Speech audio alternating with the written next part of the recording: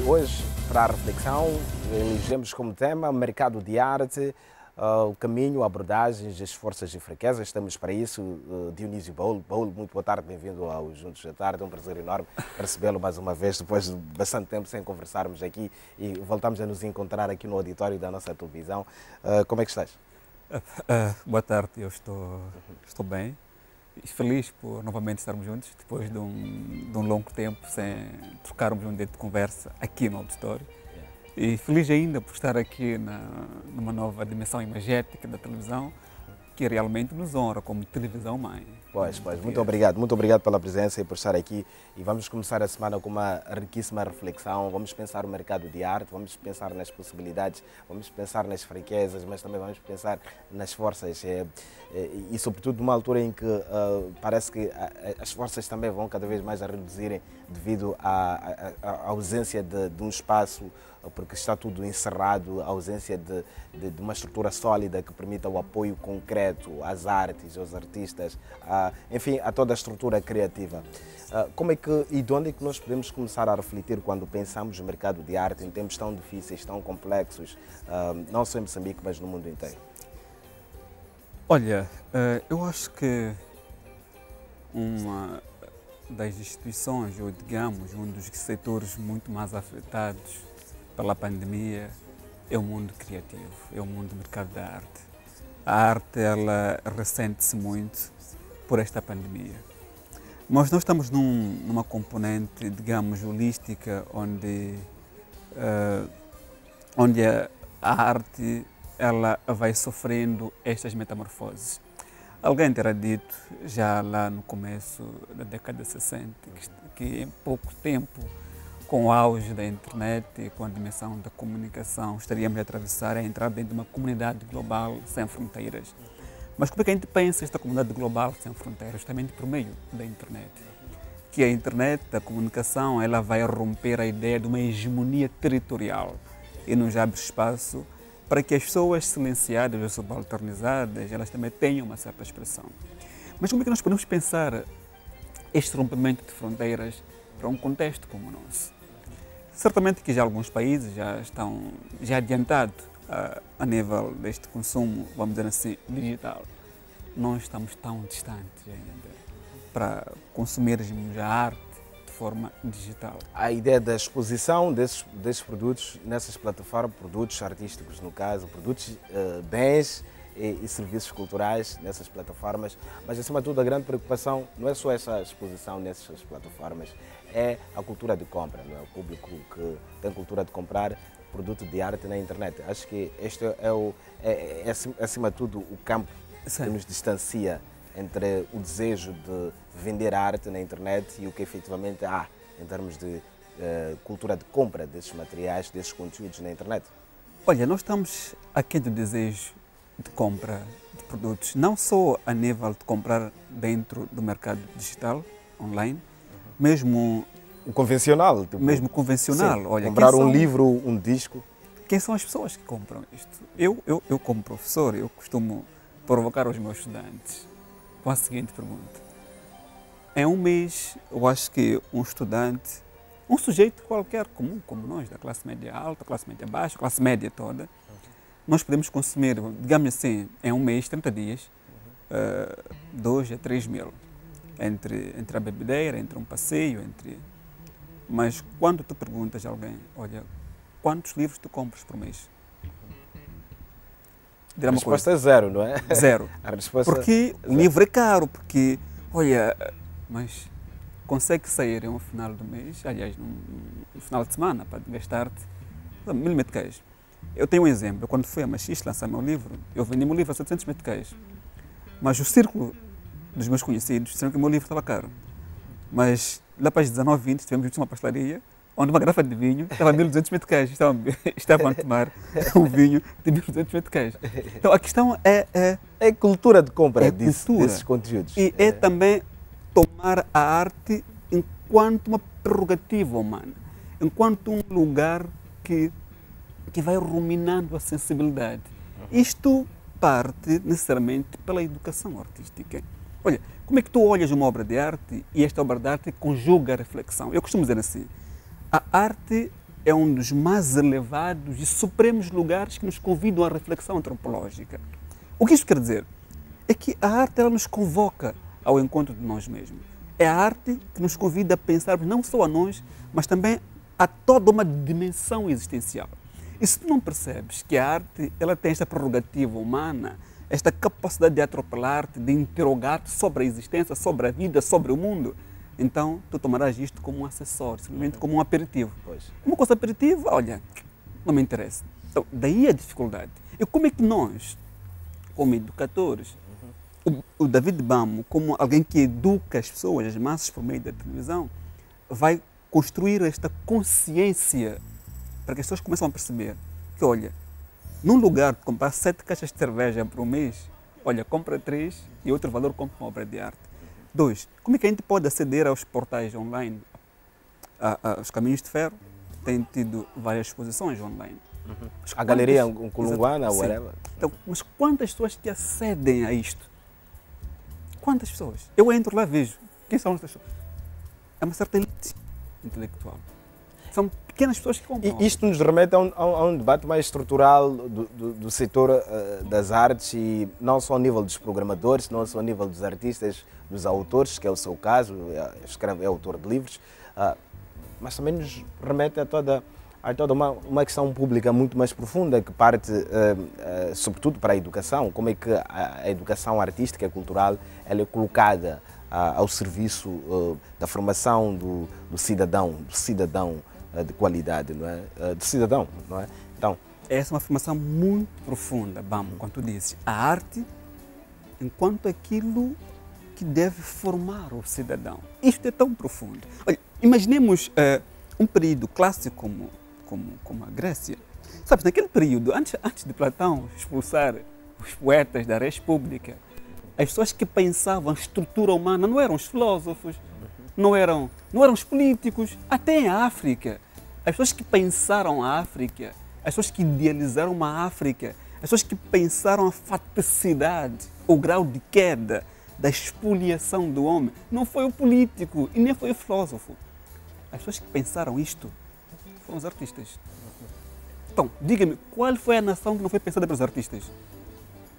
Mas como é que nós, os pensadores da nação, agora no poder, olhamos para a arte? É porque isto parte de cima. Eu te posso dizer, até os políticos não leem. Se eles compram livros no lançamento, não destaque. Se compram uma obra de arte, não porque eles compreendem, não porque eles têm um sentido da interrogativa existencial. Não tem isto. Mas compram porque eles têm um poder econômico. Compram porque devem mostrar o status. Tá, lógico. O mesmo se coloca em relação aos espaços de música, de um certo género musical, e algumas expressões artísticas que necessariamente têm uma audiência, mas a questão é, efetivamente, essa é uma audiência que vai comprar, ou é essa ideia também da conjugação entre a arte e aquilo que pode representar esta presença do ponto de vista simbólico, não é? Olha, uma outra palavra também muito importante, a ideia do simbólico.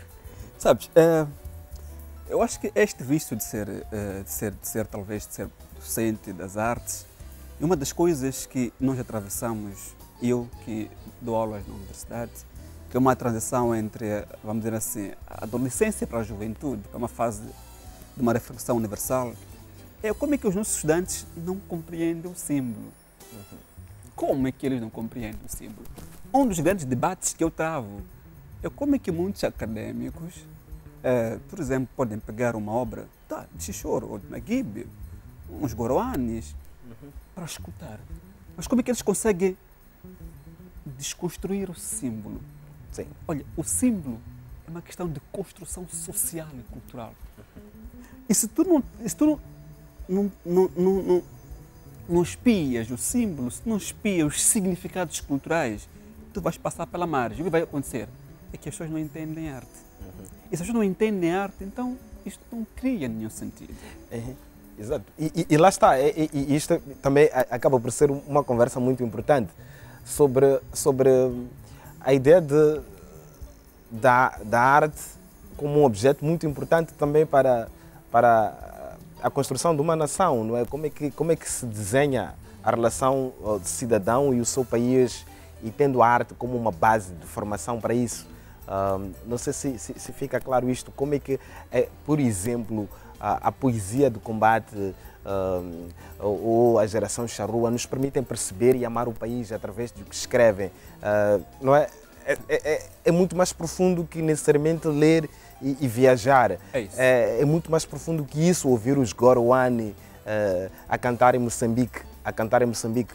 Essa ideia de perceber-se a arte não mais do a arte está distante do lazer. Se calhar é o último capítulo do lazer, mas a arte como este fundamento que vai nos fazer perceber o bem maior que somos como país. Eu queria lhe provocar a refletirmos também sobre isto, porque partiu deste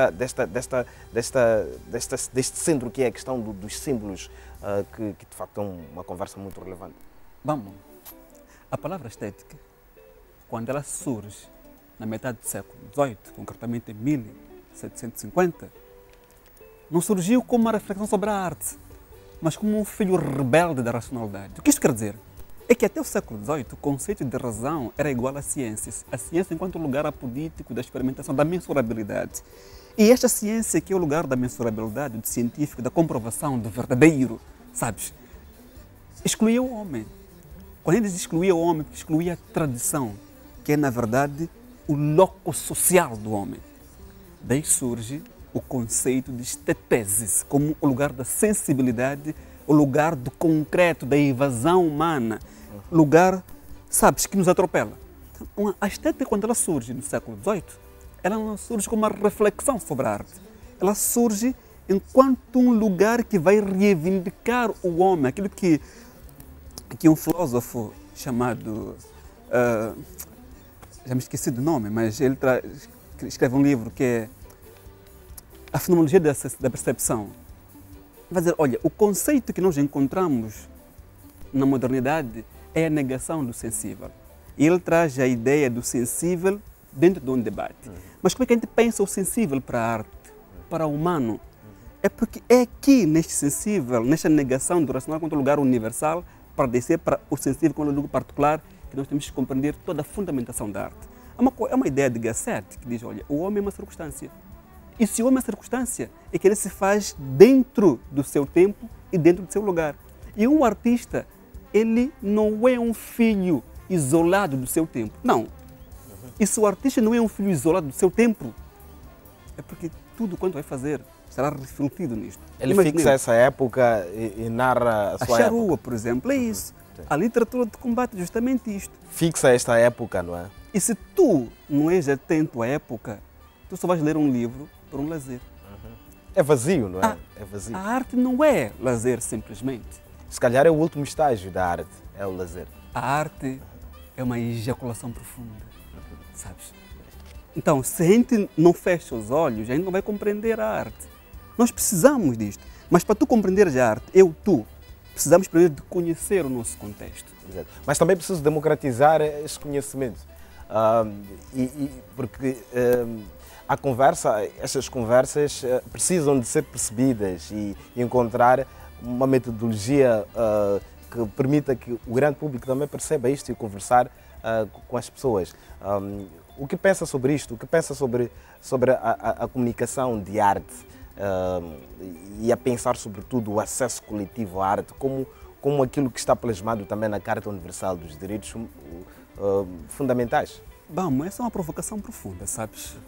Nós temos muitos críticos da literatura em Moçambique, da arte. E há muitos escritos sobre a literatura, não é? Mas por exemplo, eu tenho lido muito isto. E tu vais perceber que há uma geração de críticos que são chamadas a crítica universitária, que é olhar simplesmente a dimensão linguística. Eu costumo dizer assim, olha... aspectos meramente técnicos, só não é? Isso. Mas para tu descodificares, para tu ires até ao humus da obra de arte, tens que ultrapassar a dimensão técnica.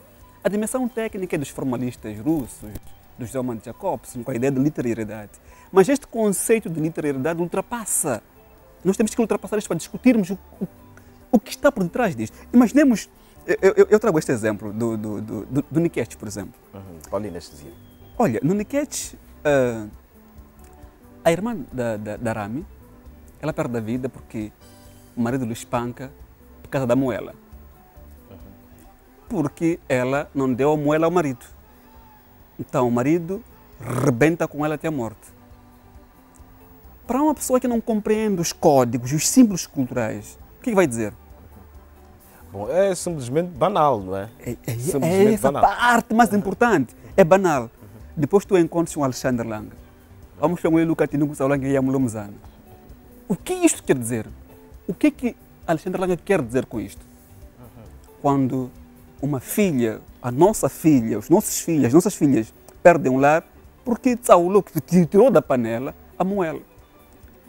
Para um leigo que não compreende os símbolos culturais de uma nação... O que a moela representa no lar, não? O que a moela representa no lar. Então alguém que... E na masculinidade. E na masculinidade. E na estrutura sólida de uma família. Isto é banal, pá, isto é mostrar que, olha, o africano é tão...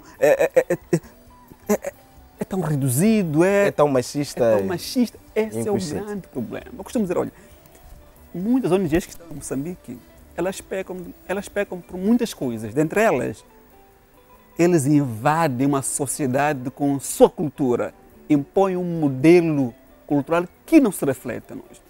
E as nossas irmãzinhas, os nossos irmãzinhos, eu chamo isto de o vício do troco. Eu chamo isto de vício do troco. Porque as pessoas vão ao troco, que é o dólar, começam a deslegitimar toda uma estrutura cultural sem antes questionar. E é tudo muito rápido, não se percebe a ideia dos processos de aculturação, que nunca são imediatos. Nós precisamos escutar a cultura. Porque o homem é a cultura. Sim. Tu não podes desmantelar uma cultura só porque você recebeu violento, não? uns trocados de $1. Não. Nós, a nossa geração, a geração 80, 90, deve ter muito cuidado com isto. Senão, jamais compreenderemos a arte. É por isso que a nossa geração não compra arte. Porque não percebe os símbolos. A arte, ela está dentro da simbologia. A arte é o nosso símbolo. É lá onde há um reduto humano completo. Então, nós como críticos, nós como professores e nós como pais, eu costumo, há pouco dia estava com o David da Bíblia Paulino, dizia, olha, a vossa geração tem uma dívida com a nossa geração 80, 90. Nós da geração 80, 90, a geração dos 50, dos 40, tem uma enorme dívida para nós. Porque eles conhecem a história e eles estão a lavar a história. E as bibliotecas estão em chamas. Estão em chamas. E eles são a biblioteca, estão a morrer. Eu dizia para eles, vocês precisam convidar pessoas da nossa geração para vos escutar. Não escrevam, falem, não vamos gravar e não vamos escrever. Porque depois de eles morrerem, nós estamos à deriva. Vai ficar um vazio. Nós estamos em vazio. E com esta febre de ter que ir à África para civilizar, uma segunda invasão por meio do intelecto, por meio do dólar, isso é perigosíssimo. É por isso que nós temos muita coisa que a gente chama de arte sendo apenas uma merda. Porque é uma coisa, eu fico tão preocupado, tão triste, quando nós falamos de vanguarda. Sabes, bom, quando eu acompanho muito o movimento da arte contemporânea, arte. Olha, é arte contemporânea. E qual foi o nosso tempo moderno? Será que a gente explorou o nosso tempo moderno? A gente olha o dadaísmo, o surrealismo, o expressionismo, a gente quer se inspirar naquilo. Eles tiveram um contexto. E qual é o nosso contexto? Será que a gente explorou o nosso tempo moderno? Quem são os nossos tempos modernos? Será que a gente conhece-os? Eu dou aulas de história da arte, de história do design. E quando nós pensamos o design, a gente sempre pensa o design numa perspectiva ocidental. E a gente não pode pensar o design sem arte, mas como é que a gente pensa o design no nosso contexto africano e moçambicano? Lógico que nós temos muita... Aliás, a maior arte, a maior dimensão imagética a nível do grafismo, a nível da arte, é com a África. Mas como é que nós, vocês como comunicadores, irmão, podem trazer programas que nos levam de volta à casa do nosso pai? A Pia escreve um livro excelente com o título Na Casa do Meu Pai. Eu rebusco isto, que a casa do nosso pai é este lugar que a gente deixa ser escamoteado pelos outros. Nós temos que lutar para que isto seja respeitado. Não importa se a gente perde o dólar, mas é uma construção de uma consciência coletiva para as futuras gerações, os nossos filhos, os nossos netos. Onde é que estarão? Olha, já viste a Vila Algarve? Como é que está? Eu ouvi que, olha, querem vender a Vila Algarve para a CTA. Calma, desculpa lá. O que é que isto simboliza para a nossa consciência nacional, para o nosso nacionalismo? Tu não podes ler a PIDE de Alberto Chissano se não passes pela PIDE, pela Vila Algarve. Mas está aí aos escombros.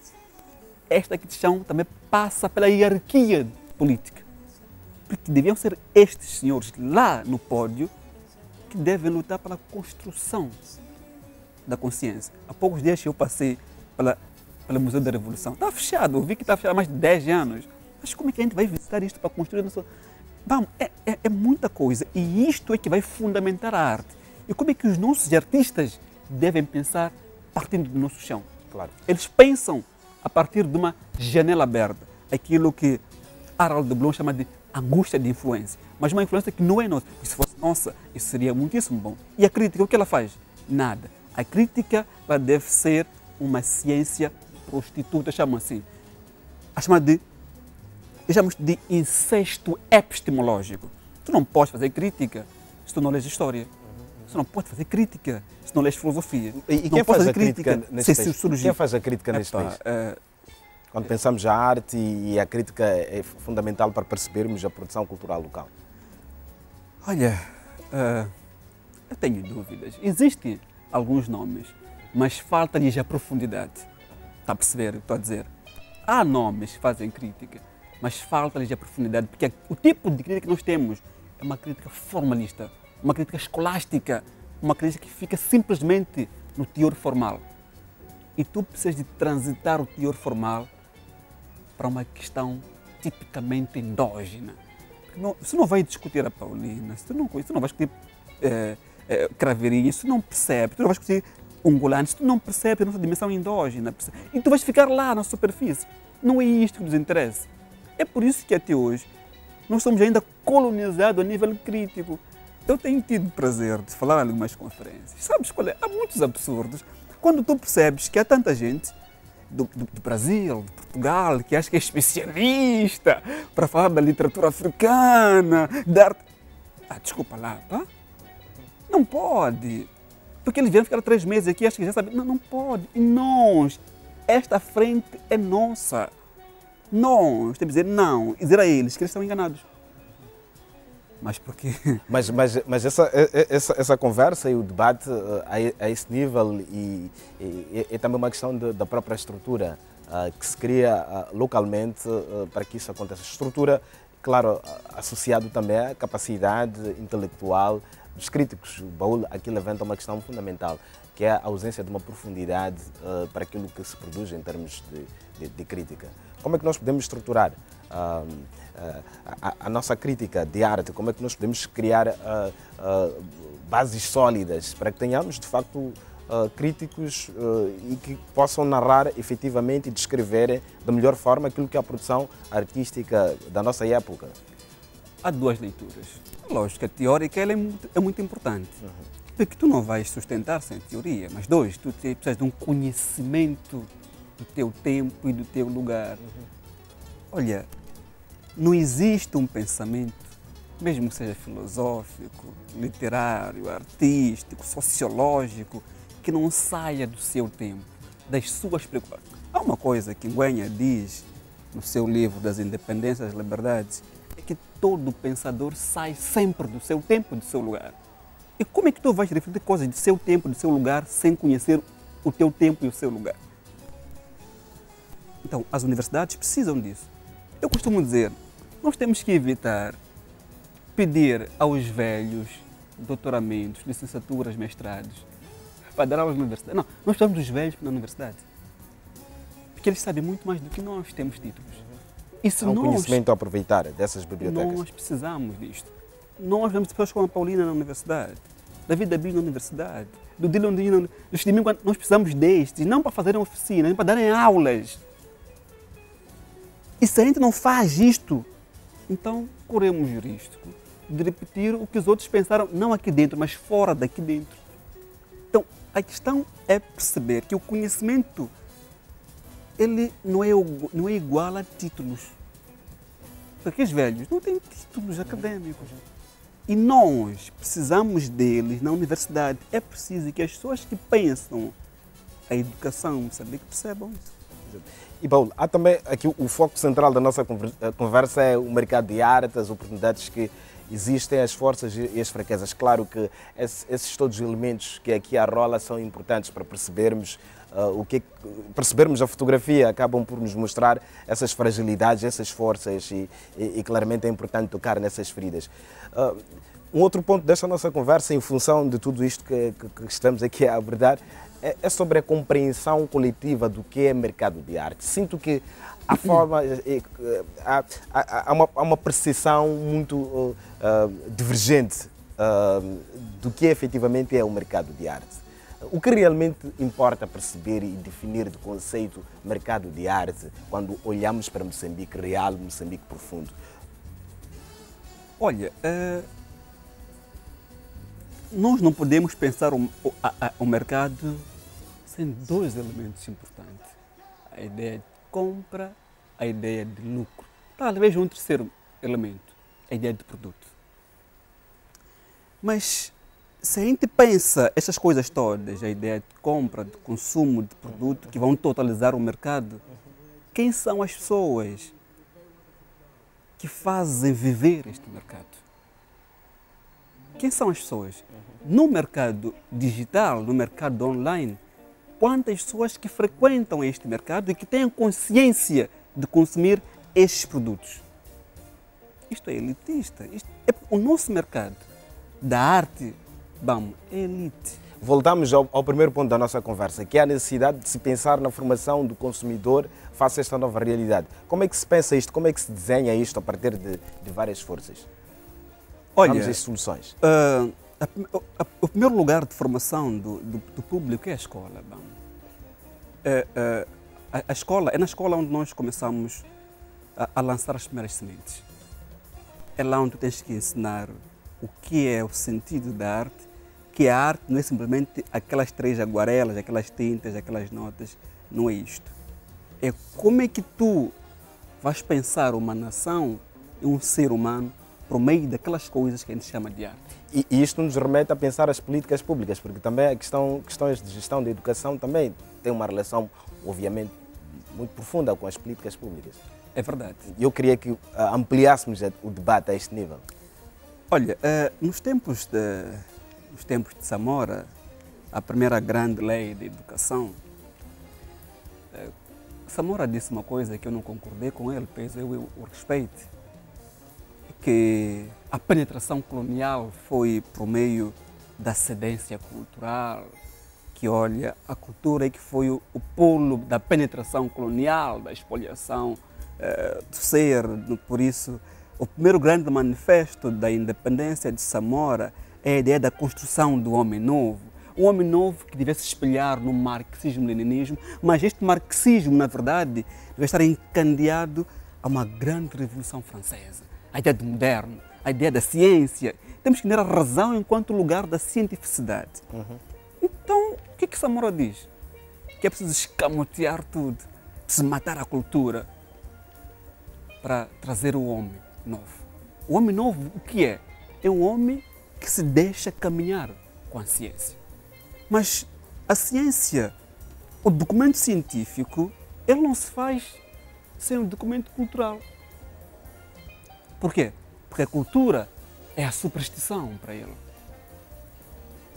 Este foi o primeiro grande manifesto da ideia do homem novo. Mas depois ele percebeu, com a ajuda de Brazão Mazula e tantos outros, que, olha, é preciso colocar o pé no travão. Temos que voltar à nossa casa. Daí que a cultura naquele tempo era realmente um sol que nunca descia. Mas depois, com a entrada de Moçambique para o mercado neoliberal, o sol que nunca descia deveria começar a pensar os seus próprios passos por ele mesmo. O que isto quer dizer? É que o Estado deixou a mercê. Quer dizer, o Estado deixou a arte à deriva. É como se o Estado lançasse farela aos patos. Uma vez e a outra, quando tu bates uma portinha, dão-te uma pequena ajuda. É lançar o farelo aos patos. É como se os artistas fossem patos. Então, o Estado é o dono do pato, então é preciso dançar fora. Não pode ser isto, porque as pessoas que pensam esta nação são os artistas. Então, o que isso quer dizer? É que o Estado, aqueles que pensam as políticas públicas, políticas educativas, também devem ser sujeitos sensíveis à arte. Se eles não compreendem o lugar tão importante que a arte tem, então continuaremos a ter este tipo de coisas. Eu vou dar-te um exemplo. Tão feliz, ao mesmo tempo triste. Olha, a 11ª e 12ª classe, a nível de literatura, tem uma carga teórica super boa. Eu gosto da 11ª e 12ª. Mas quem são as pessoas que estão em frente dos nossos estudantes? Eu acabei refletindo isso uma vez. São professores pouco qualificados para discutir aquele conhecimento que está naqueles livros da 11ª, 12ª, que tem uma grande carga de literatura. Isso é muito bom. Mas o processo de transmissão, não é? Aí é que está. Desse conhecimento. Primeiro tens que apreender, tens que ter uma capacidade de aprender aqueles conteúdos e depois transmitir a nós que somos teus estudantes. Eu percebo que há muitas fragilidades. Eu tenho irmãs que estão na 11ª, na 12ª, que eu quando recebo o que diz o professor, eu percebo que há uma fragilidade.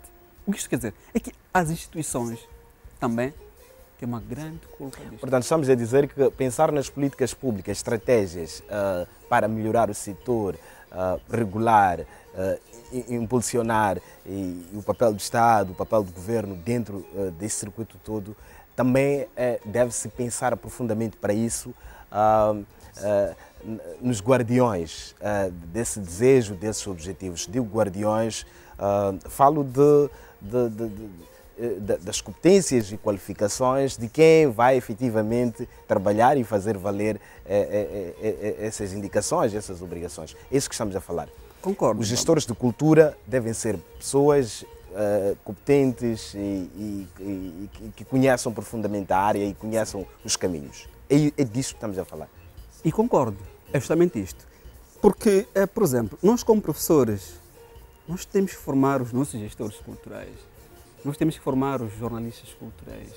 Então, se nós como professores não temos competências e capacidades de transmitir este saber, é por isso que eu sempre digo assim, aquela ideia de segundo a qual, olha, o professor não é mais importante, o ensino é reduzido ao estudante. Eu não concordo com isto. Eu acho que é um absurdo. E nós temos que rever isto. O professor ainda é uma autoridade. E quando nós tiramos a autoridade do professor e damos ao estudante, o estudante não tem como. Até hoje eu ainda concordo que o professor ainda é uma autoridade.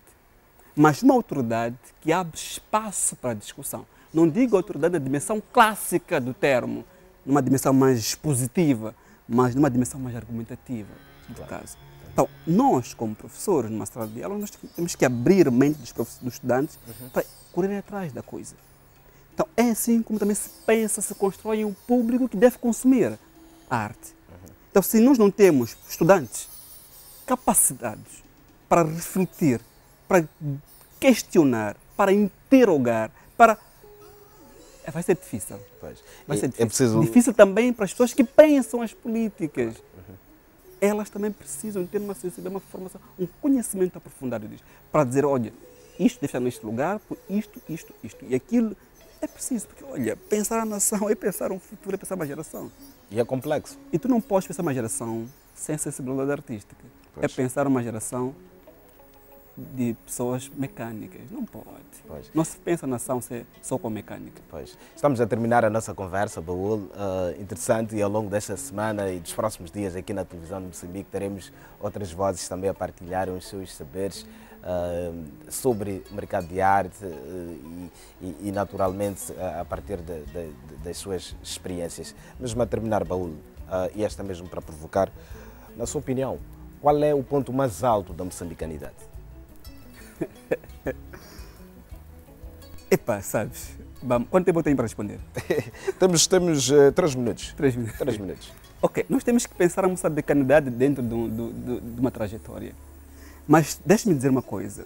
que o primeiro grande chamamento para pensar a moçambicanidade passa necessariamente por levar o poder do colono, isto é, diz-se a ideia da África ela foi pensada na diáspora. Você Bulaga, ele disse muito isto, que a ideia da africanidade ela nasce na diáspora, que são esses filhos descendentes de escravizados, de escravos que saíram para outros países, que começam a pensar a reivindicação, a rebelião sobre a negação do homem. Nós começamos aqui a pensar a ideia da moçambicanidade, porque a moçambicanidade ela deve ser pensada numa conjugação de valores. Há uma coisa que Samora também disse, que é preciso matar a tribo para nascer a nação. Não pode ser, não é possível. Tu não podes pensar uma nação sem as particularidades.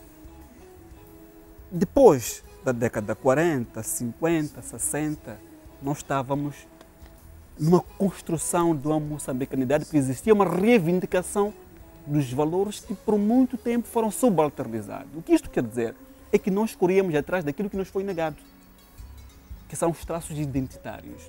Mas quando nós pensamos em traços identitários, com aquela grande máxima samoriana, é preciso matar a tribo para fazer nascer a nação, o que isso quer dizer? É que as pessoas não podiam ser particulares. Tínhamos uma ideia única, não é possível. Então, a ideia da moçambicanidade também começa a se fragilizar nisto, porque nós íamos de pouco em pouco a buscar os manifestos do colono, porque tínhamos que ter uma base universal. Mas também temos que dizer, no segundo pensamento de Samora, nós temos um boom que é correr atrás desta moçambicanidade, com a formação das bandas como a RM, com a Companhia Nacional de Canto e Dança, para os festivais. Aí também começamos a rebuscar a moçambicanidade. Mas ela morre depois com o neoliberalismo. Porque o que é o neoliberal? É o surgimento do global. O global o que é? É que o global nega o particular. Se tu queres fazer respeitar no global, tens que negar a ti mesmo. Voltamos à ideia de assimilação. Eu tenho que me renegar. Mas então, mesmo assim, 80, 90 houve boom de produção cultural. Exatamente. E este é 80, 90, exatamente. Mas depois de 90 o que nós encontramos, a nível da moçambicanidade, de um teor artístico genuinamente endógeno, ele foi enfraquecendo. Eu digo, o surgimento da Companhia Nacional de Canto e Dança, da Marabenta, do Grupo RM, aí sim começamos a reivindicar mais uma vez a ideia da moçambicanidade. Aí a cultura era realmente, vamos dizer assim, era o espaço que refletia o ser humano. Baúl, qual é o ponto mais alto da moçambicanidade? O que tu disseste, vamos dizer assim, finais da década de 70, 80, 90. Baúl, qual é o ponto mais alto da moçambicanidade? Então, parece uma pergunta bem difícil. O ponto mais alto da moçambicanidade é o hino nacional, é a arte. É a música, é a marrabenta, é o tufo. Qual é o ponto mais alto da moçambicanidade? Arte. Eu acho que é a arte. É a arte. Para mim. É o maior petróleo de Moçambique. É o nosso maior petróleo. Porque é na arte onde nós encontramos a reflexão de uma nação. Muito obrigado. Muito obrigado, Baúl, pela presença.